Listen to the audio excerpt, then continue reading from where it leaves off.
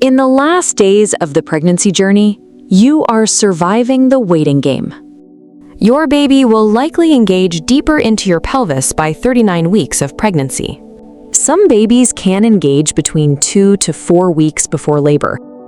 Some others do not engage until labor starts. Your baby undergoes crucial final preparations for the outside world. Their lungs fully mature. The brain can nearly double in weight between 35 weeks and full term. The skin is finally changed from pink to white.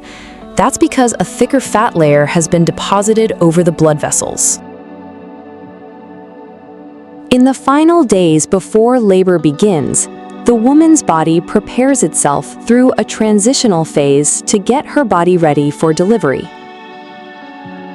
This transitional phase is driven by a complex shift in hormones, particularly an increase in prostaglandins and oxytocin that physically alters the female reproductive system to prepare the body for a safe delivery of the baby. The baby begins to settle deeper into the mother's pelvis to get into final suitable position for birth. This is known as baby dropping or lightening. As the baby is lower, there is less pressure on the diaphragm, ribs, and lungs, making it easier to breathe and reducing heartburn.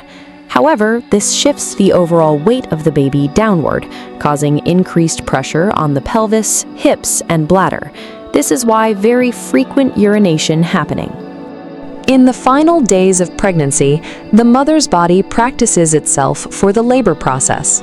The uterine muscles start mild, irregular, unpredictable tightening and relaxing through a process called Braxton Hicks contractions or practice contractions, also known as a false labor contractions.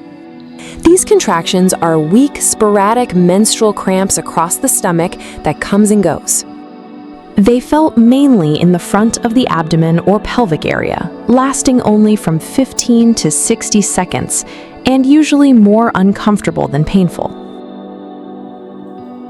Unlike true labor contractions, they remain irregular and usually subside if the mother changes position or drinks water. Up till now, false labor doesn't involve any cervical changes, whether opening or effacement.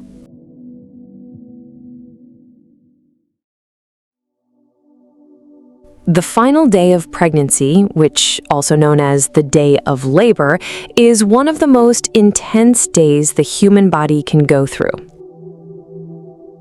The process is generally divided into 3 distinct biological stages, each with its own physical milestones.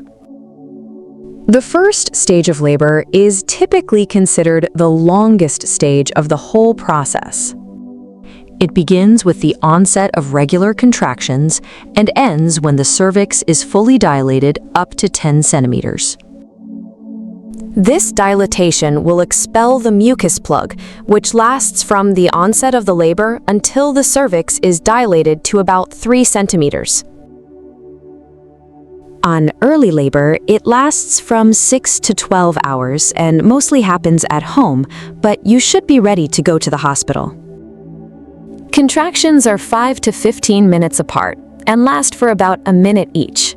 These contractions may occur gradually over several hours or days through a process called effacement. The cervix begins to thin out, open, and dilate from 1 centimeter to 6 centimeters. During this time, contractions feel like strong menstrual cramps or tight waves wrapping around the abdomen and lower back. On active labor, contractions are now more regular and intense than before, and typically last between 4 and 8 hours. If these contractions are strong enough, you may experience a spontaneous gush of water due to rupture of the membrane surrounding your baby. This is why you should already be in the hospital on this phase. The contractions are highly predictable now, occur every 3 to 5 minutes, and lasting around 1 minute each. This pattern holds consistent for at least 1 full hour. The cervix now dilates more rapidly at an average rate of about 1 centimeter per hour for first-time mothers, from 6 centimeters to its target of 10 centimeters. On the last phase of the first stage, which is the transitional phase, this is a very short phase, lasting from 30 minutes up to only 2 hours. It's a bridge between opening the cervix and actually delivering the baby, so that it's widely considered the most intense part of the childbirth process. Up till now, the first stage has been ended. The body prepares itself for the second stage, which is the pushing stage. Once the cervix is fully effaced and dilated to 10 centimeters, the second stage begins. This stage lasts from 30 minutes to 3 hours, or longer if it's your first pregnancy. The baby's head descends into the pelvis, pressing on the mother's pelvic floor muscles. This descent will trigger an involuntary reflex called the Ferguson reflex. It's an involuntary neuroendocrine response during childbirth, where pressure from the baby's head on the cervix and pelvic floor triggers the release of oxytocin. This surge in oxytocin intensifies more uterine contractions, creating a positive feedback loop that produces an overwhelming natural urge to push. During the expulsion stage, the mother uses her abdominal muscles and diaphragm to increase intra-abdominal pressure with uterine contractions to help push the baby down the birth canal. The baby's head starts to rotate under the pubic bone to face the mother's back, which is the most efficient angle to navigate the pelvic bones. This position is called baby crowning, which means the top of the baby's head becomes fully visible through the vaginal opening and remains in place without slipping back inside between contractions. At this stage, the mother must relax and let the uterus do its work. In most cases, in 2 contractions, the baby may come out. By pausing and allowing the uterine contractions to do the work, the vaginal tissues are given vital time to stretch safely and slowly around the baby's head. The urge to push will be more at this point, but the mother must relax and push slowly as the doctor instructs. Once the baby's head emerges first, the hardest physical part of pushing is now over. The rest of the labor process typically happens rapidly over the next 1 to 2 contractions. Once the mother is totally relaxed, the baby's head naturally turns 90 degrees to one side. This realigns the head with the shoulders so they can pass smoothly through the wider part of the pelvic opening. The doctor will gently guide the baby's head downward to help the shoulders pass.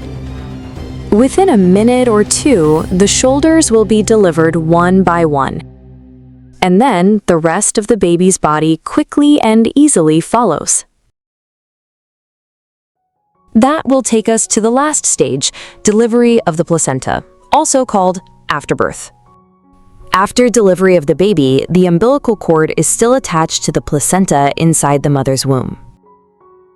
The doctor places 2 sterile plastic or metal clamps on the cord. One clamp is placed a few inches away from the baby's belly button, and the second clamp is placed a little further down toward the placenta. This will stop the blood flow in both directions. Because the umbilical cord has no nerve endings, this process is completely painless for both the baby and the mother. Sometimes, the baby is held upside down by the feet and giving him a gentle slap on the back to stimulate the first breath. This sudden shock and pain were meant to startle the baby into crying, which forces his lungs to expand and start taking in oxygen. Suctioning of the mouth and nose from amniotic fluid and mucus is helpful to ensure that his airway is open and helping him to take his very first breaths. The uterus continues to contract, but much less painfully.